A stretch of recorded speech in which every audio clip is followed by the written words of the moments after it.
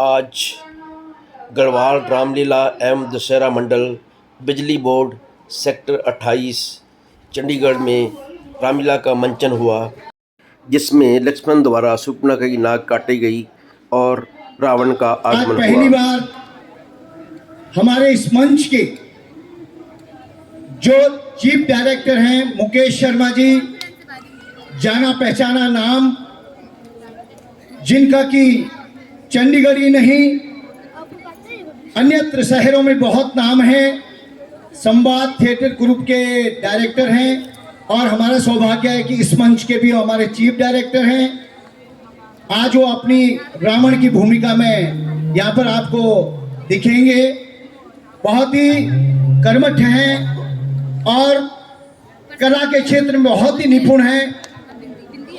उनके बहुत सारे नाटक, टीवी सीरियल आते हैं, पंजाबी फिल्मों में उन्होंने कई फिल्मों में काम किया है। तो ऐसे कलाकार को देखने के लिए आज हमारे दूर दूर से दर्शक आ रहे हैं। मैं प्रभु श्री राम के इस महायज्ञ में यथाशक्ति हमारे मंडल का सहयोग करें, कलाकारों का उत्साहवर्धन करें, ऐसे मैं आपसे अपील करता हूं।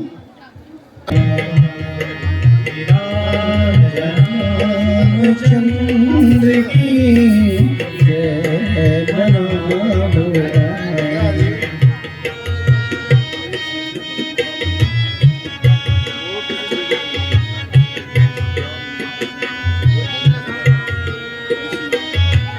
रावण को मारा, अहिल्या को तारा, विभीषण को दे दिया रावण को मारा, अहिल्या को तारा, विभीषण को दे दिया मुनि की जय मनाओ, मुनि की जय मनाओ, जय मनाओ। श्री राजा रामचंद्र की जय मनाओ, श्री राजा रामचंद्र की जय मनाओ।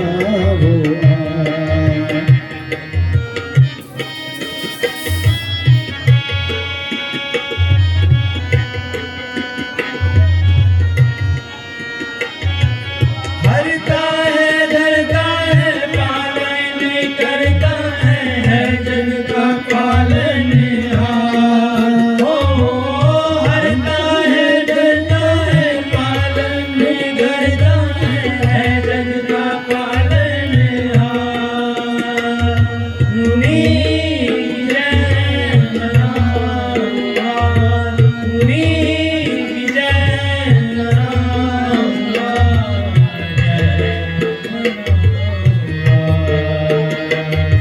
श्री राजा रामचंद्र की जय मनाओ,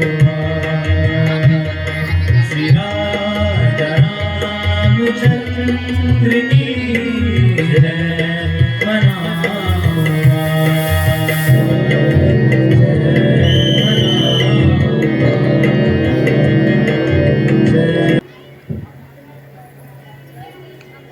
हे दिव्य पुरुष, मेरा नाम स्वरूपनखा है। मैं लंका नरेश रावण की छोटी बहन हूँ। पुरुष श्रेष्ठ, आप कौन हैं? दिखने में तो राजपुरुष प्रतीत होते हैं, फिर यहाँ वन में आने का कारण? देवी, मैं अयोध्या के दिवंगत महाराज दशरथ का ज्येष्ठ पुत्र राम हूँ और ये मेरा छोटा भाई लक्ष्मण। हम पिता की आज्ञा पाकर 14 वर्षों के लिए वनों की यात्रा के लिए आए हैं।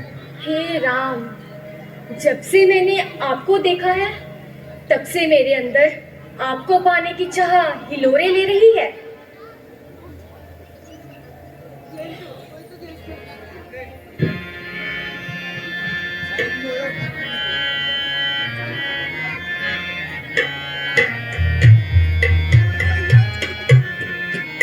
मेरा रूप देख के चंद्रमा शर्मा गया और छिप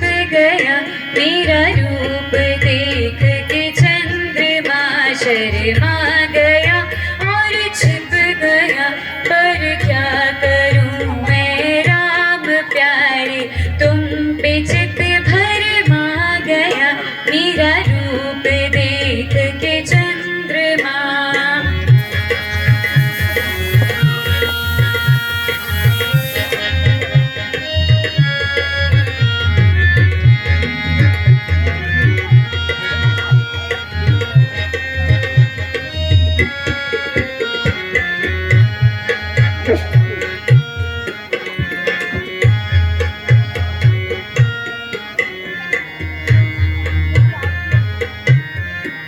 मुपेंद्र मोहित हो गया, मुपेंद्र मोहित हो गया, मोहि देख ऋषि मन तप गए, मोहि देख ऋषि मन तप गए, पर क्या करूं मैं राम प्यारे, तुम पे चित भरमा गया, मेरा रूप देख के चंद्रमा।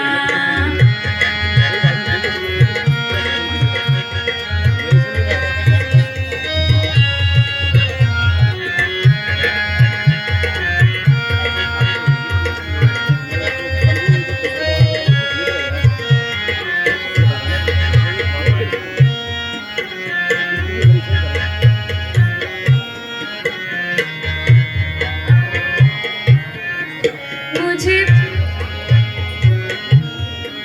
मुझे वेद पत्नी कीजिए, मुझे वेद पत्नी कीजिए, बिरहन का दिल भरमा गया, बिरहन का दिल भरमा गया, पर क्या करूं मैं राम प्यारे, तुम पे चित भरमा गया, मेरा रूप देख के चंद्रमा शर्मा गया और छिप गया, पर क्या करूं मैं राम प्यारे, तुम पे चित भरमा गया, मेरा रूप देख के चंद्रमा, मेरा रूप देख के चंद्रमा, मेरा रूप देख के चंद्रमा शर्मा गया और छिप गया।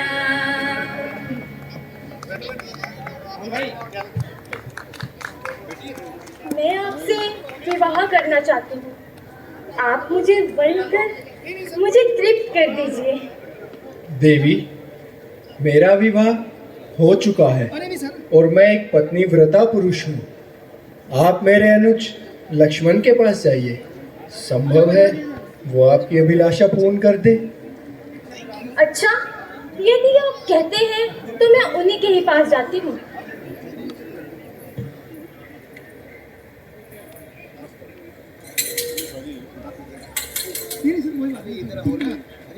लक्ष्मण, जब से मैंने आपको देखा है तब से मैं व्याकुल हो रही हूँ। बस उसी क्षण से मैं आपको पाने की कामना कर रही हूँ। आप मुझसे विवाह कर लीजिए, फिर आपको राम का दास बनकर वनों में भटकने की भी कोई आवश्यकता नहीं। रमणी, अपनी मर्यादा का स्मरण रखे।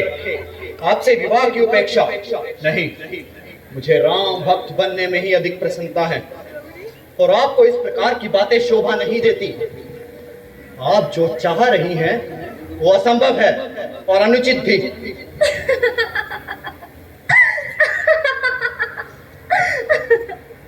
हे वीर पुरुष, युद्ध और प्रेम में सब उचित है। तुम भावावेश में अपना निर्णय ले रहे हो, जबकि संसार की सबसे सुंदर स्त्री स्वयं आपसे विवाह का आग्रह कर रही है। मुझसे विवाह के उपरांत तुम धनाढ्य भी हो जाओगे और शक्तिशाली भी। मुझे धन की कोई चाह नहीं है रमणी, और रही बात शक्ति की, तो सुनो, जिनका मैं दास हूं उनकी शक्ति से बढ़कर संसार की कोई शक्ति नहीं। शक्ति का दूसरा नाम लंकेश है लक्ष्मण, जिसकी मैं बहन हूं। अच्छी तरह से सोच लो लक्ष्मण, भाग्य बार बार दरवाजा नहीं खटखटाता। आज भाग्य स्वयं चलकर तुम्हारे पास आया है। एक तरफ वनों के कष्ट हैं, दास्तां है, और दूसरी तरफ एक सुंदर जीवन साथी है। निर्णय तुम्हारे हाथ में है। निर्णय हो चुका है रमणी। भैया राम के साथ वनों के सुख मेरे लिए किसी स्वर्ग से कम नहीं है। और हाँ, मुझे इतनी बातें सुनने की आदत नहीं है। तुम मेरे समक्ष इसीलिए टिकी हो क्योंकि तुम एक स्त्री हो, अन्यथा। बड़ा अभिमान है अपने राम पर। उचित है तो अब मैं उन्हीं के ही पास जाती हूँ। हे राम, जरा समीप तो आओ। हाँ देवी, कहिए।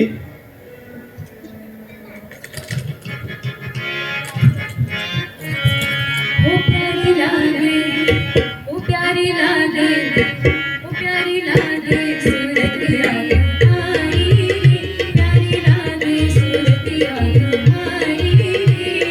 देखा ना तुम सासा बलिया रे, देखा ना तुम सासा बलिया रे।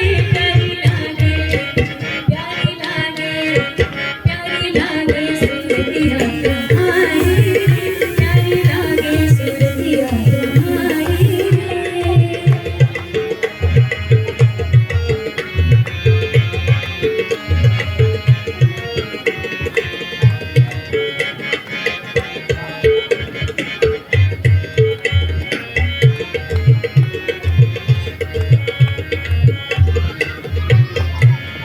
तुम्हें पिया बनाकर अपना घर आबाद करूं, तुम्हें पिया बनाकर अपना घर आबाद करूं।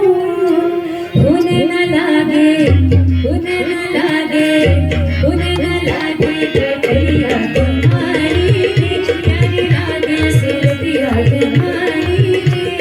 देखा ना तुम सासा बलिया रे, देखा ना तुम सासा बलिया रे। प्यारी लागे, प्यारी लागे, प्यारी लागे सूरतिया तुम्हारी, प्यारी लागे सूरतिया तुम्हारी।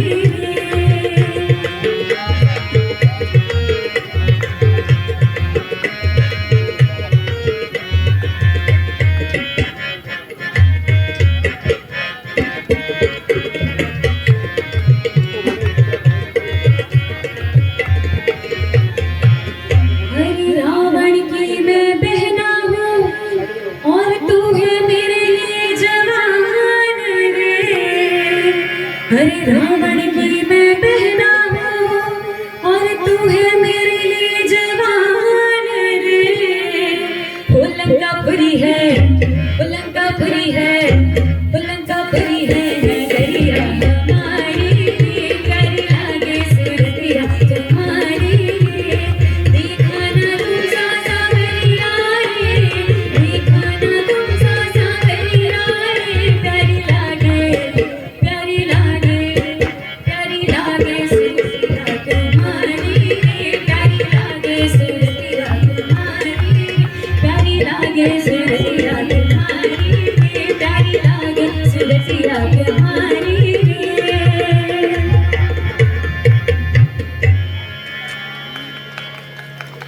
राम, आपके अनुज लक्ष्मण में तो वो बात नहीं जो आप में है। इसलिए मैं आपसे प्रण निवेदन करती हूँ कि आप मुझे वर लीजिए। विक्षिप्त हो गई हैं आप। मैंने आपसे पहले भी कहा कि मेरा विवाह हो चुका है और जन्म जन्मांतर के लिए मैं किसी और का हो चुका हूँ। और ये है मेरी अर्धांगिनी सीता। तो ये है समस्या की जड़।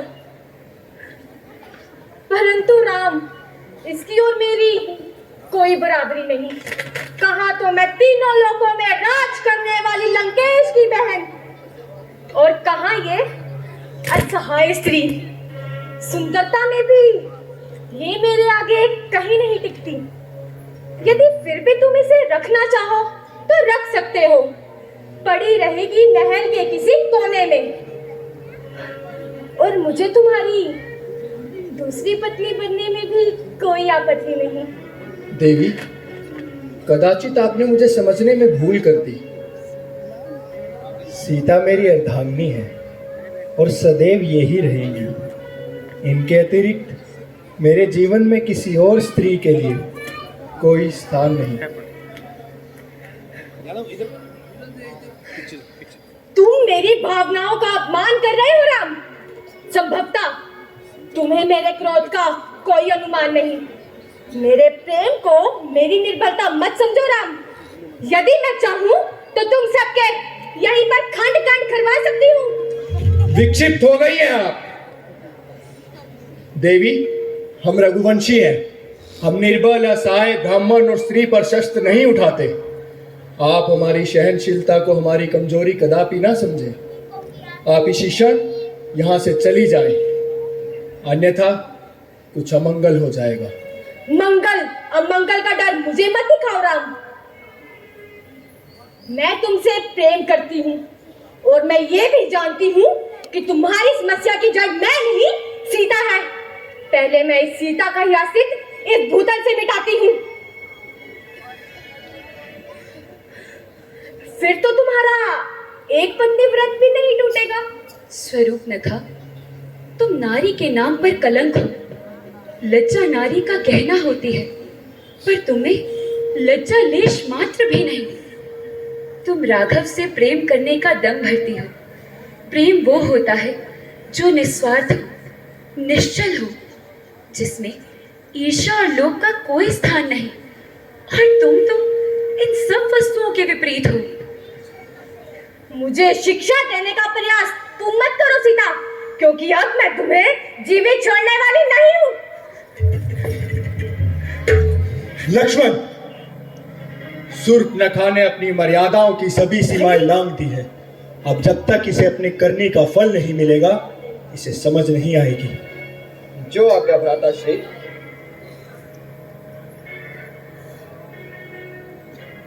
सुंदरी, जरा मेरी ओर तो आओ। तो आप मान ही गए ना? क्यों नहीं, तुम इतनी सुंदर जो हो। सुंदरी, तुमने कभी सोने की चिड़िया देखी है? नहीं। वो देखो। कहाँ? वहाँ नहीं, वहाँ। अरे कहाँ? अरे वहाँ। अरे कहाँ? वहाँ, वहाँ।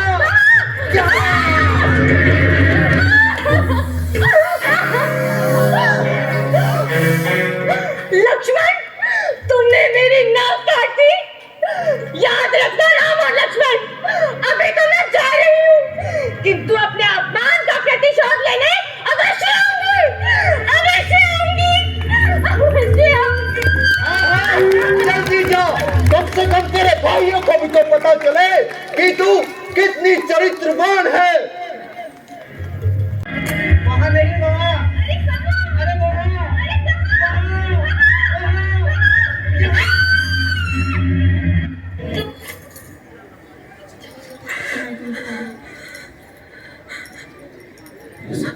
तो तुम महाराज की निजी कक्ष में हो और मैं तुम्हें महल के हर कोने में ढूंढती हुई आई हूँ। स्वरूप, तुम तनिक अपने क्रोध को शांत करो। यदि हमें पंचवटी की स्थिति का जरा भी आभास होता तो हम खरदूषण की सेना के साथ लंका की सेना को भी अवश्य भेजते, तब कदापि ये स्थिति ना आती।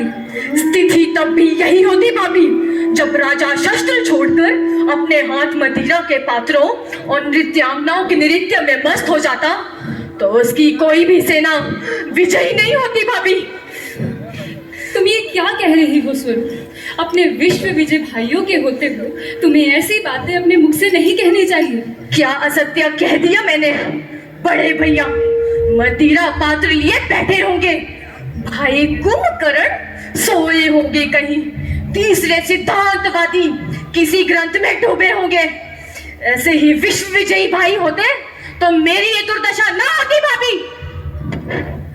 तुम किंचित भी चिंता मत करो स्वरूप। औरों के विषय में मैं नहीं जानती, परंतु तुम्हारे बड़े भैया तुम्हारे इस अपमान का प्रतिशोध अवश्य लेंगे। अच्छा, जब बाली ने मायावी का वध किया तो क्यों नहीं गए भैया प्रतिशोध लेने? बोलो, क्या मायावी आपका भाई नहीं था या उसका वध आपका अपमान नहीं? भैया ने ऐसी भयंकर घटना को भी चुपचाप देखा कर दिया। ना जाने आपने उस घाव की पीड़ा को कैसे सहन किया होगा। मायावी के वध को मैं कभी भुला नहीं पाई। दर्द की वो असहनीय पीड़ा जो मायावी ने सही होगी, मैं आज भी उसे हर क्षण अनुभव करती हूँ। वो आशा भरी दृष्टि से लंका की ओर देखता रहा और मैं असहज खड़ी रही, तड़पती रही, हर पल मरती रही। परंतु लंका की महारानी होने पर भी हूँ तो मैं एक स्त्री हो, किंतु असहाय तो नहीं। क्या आपने महाराज से ये जानने का प्रयास नहीं किया कि महाराज ने मायावी के वध का प्रतिशोध क्यों नहीं लिया? पूछा था।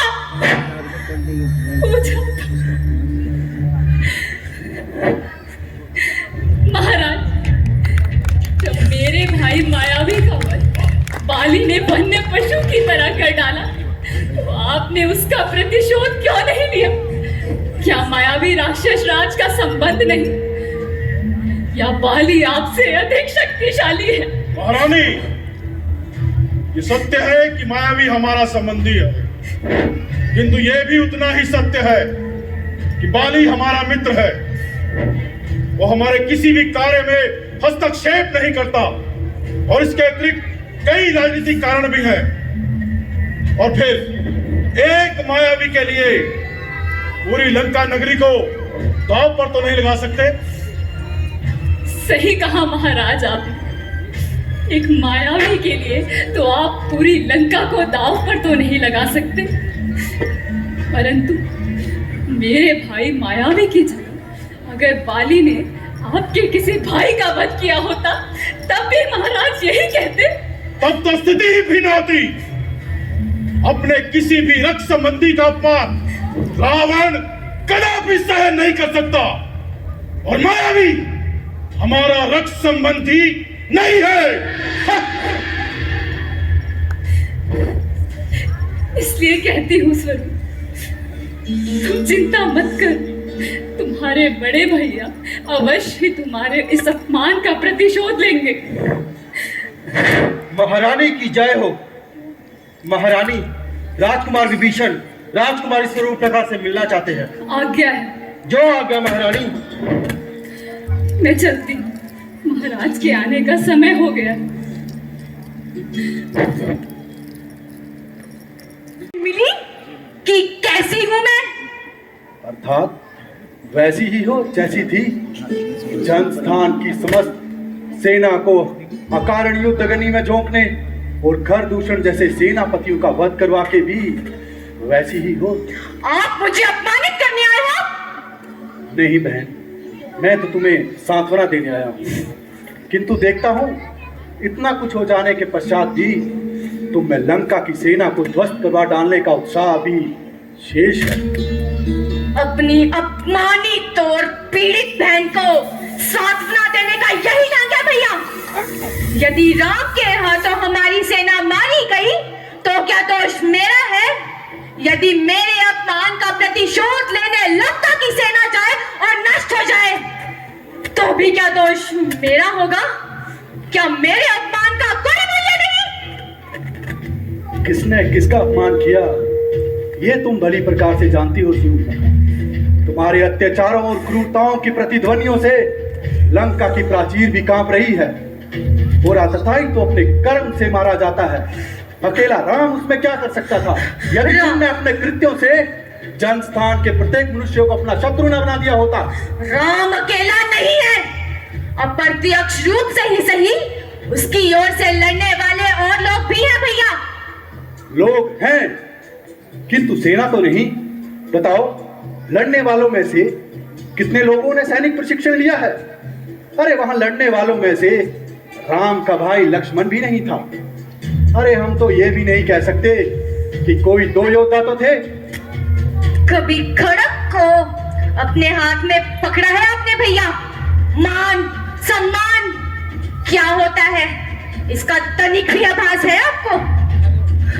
अपनी बहन के अपमान का प्रतिशोध लेने का साहस तो है नहीं आप में। कम से कम उसे अपमानित तो मत करो। जाओ यहाँ से, मैं अब तुमसे कोई बात नहीं करना चाहती। मैंने जो कहना था वो कह दिया बहना।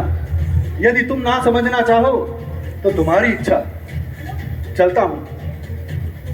अजय योद्धा महाराज दशानन पधार रहे हैं।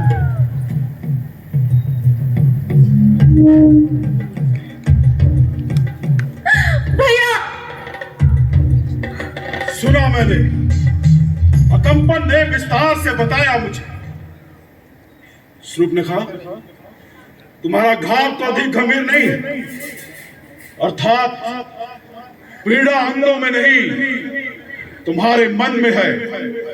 तो बोल मेरी बहन, किस प्रकार से प्रतिशोध लूं तेरा? वक्त कर दूं उस राम का, या अंग विहीन करके तेरे चरणों में डाल दूं, या बंदी बनाकर दास कर दूं उसे तेरा सदा सदा के लिए। बोल मेरी बहन, चाहती क्या है तू? वही चाहती हूँ भैया, जिस प्रकार मैं इस पीड़ा को अनुभव कर रही हूँ, उसी प्रकार राम और उसकी पत्नी सीता भी इस पीड़ा को अनुभव करें। अवश्य। मेरी चंद्रहास खड़क इतने घाव अंकित करेगी उस राम के शरीर में कि वो जीवित अवश्य होगा, किंतु हर्षण मौत की कामना करेगा। जा मेरी बहन, जाकर विश्राम कर। जो आज्ञा भैया। अकंपन, हमारा रथ तैयार करो। रावण, कौन? मैं स्वयं तुम्हारा अंतर्मन।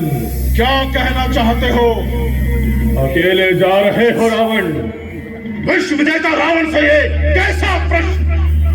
किसी भी सेना के लिए अकेला रावण पर्याप्त है।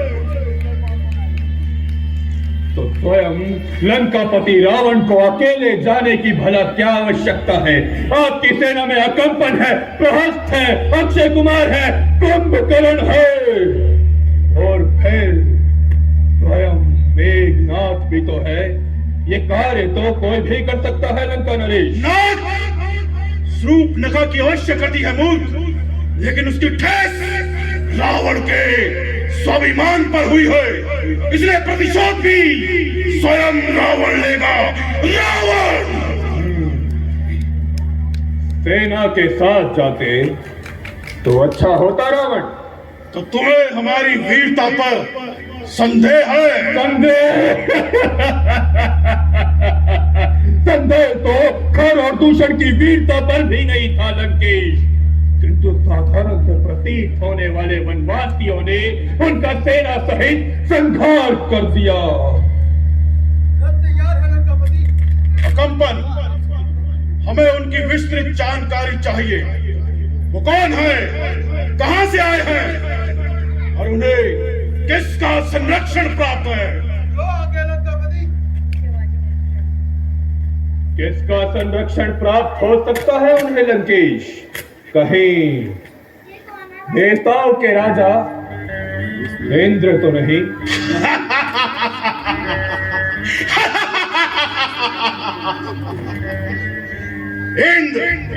इंद्र में इतना साहस नहीं कि हमसे युद्ध कर सके। और ऐसे तो युद्ध भूमि में हमारे पुत्र मेघनाथ ने ही धूल चटा दी थी, वो इतना साहस नहीं कर सकता।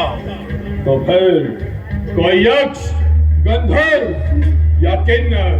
मूर्ख, जब स्वयं काल को हमने अपने अधीन कर रखा है, तो इन तीनों का सामर्थ्य ही क्या है? स्वयं ब्रह्मा? कदापि नहीं। वो भला ऐसा क्यों करने लगे? स्वयं ब्रह्मदेव ने तो मुझे शक्तियां प्रदान की है। महेश, सोचना भी मत। शिव शंभु भोलेनाथ तो रावण के आराध्य है, रावण उनका अनन्य भक्त है। तो फिर शेष बचे विष्णु।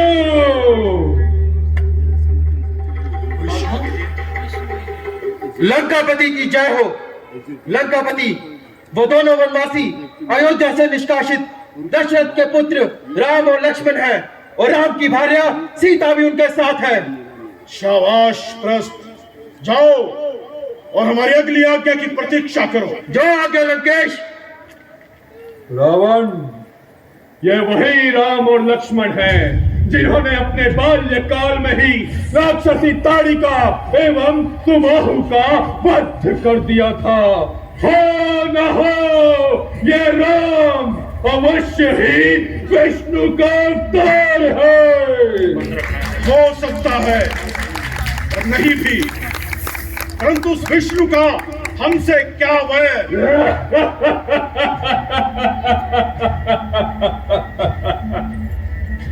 लंकापति, आपके माथे पर ये श्वेत बिंदु क्यों दिखाई देने लगे? अर्थात भयभीत हो विष्णु का नाम सुनकर। कदापि नहीं, रावण किसी से भयभीत नहीं होता, स्वयं विष्णु तो क्या, यदि संसार की समस्त शक्तियां भी आकर मुझसे युद्ध करे तो रावण पीठ नहीं दिखाएगा, अवश्य युद्ध करेगा, अवश्य। किंतु यदि राम विष्णु का अवतार है भी तो वो कायर सीधा मुझसे आकर युद्ध क्यों नहीं करता? इस प्रकार एक निसहाय स्त्री पर प्रहार करके वो प्रमाणित क्या करना चाहता है? विष्णु ने जो प्रमाणित करना था वो पहले ही कर चुका है लंकेश। स्वरूप नखा की नाक काटकर उसने सीधा तुम्हारे स्वाभिमान पर प्रहार किया है, और उसके इस छोटे से प्रमाण से ही तुम अत्यंत विचलित हो गए हो लंकेश। तो रावण का वध करके जितनी ख्याति तेरी होगी उतनी ही ख्याति रावण की भी होगी। तीनों लोग और तीनों कालों में राम और रावण का नाम सर्वदा एक साथ लिया जाएगा। एक साथ,